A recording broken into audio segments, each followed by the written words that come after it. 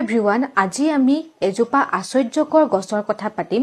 এই গছজোপা সুদীৰ্ঘ 600 বছৰ ধৰি জীয়াই আছে আৰু বিভিন্ন দেশৰ পৰা পৰ্যটকসকলে এই 600 বছৰ ধৰি জীয়াই থকা বাখৰ বেঙেনা গছজোপা চাবলৈ আহে। গছজোপাৰ উচ্চতা হৈছে 30 ফুট।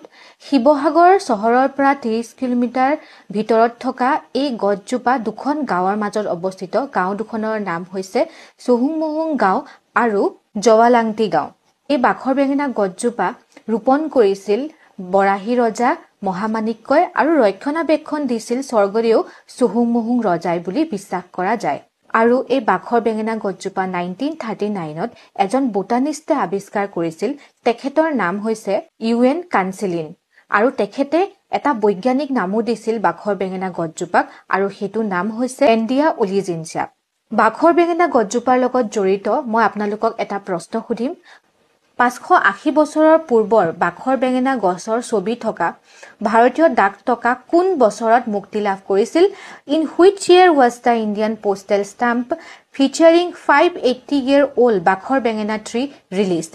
শুদ্ধ উত্তৰটো আপোনালোকে কমেণ্ট ছেকশ্যনত দিব। ধন্যবাদ।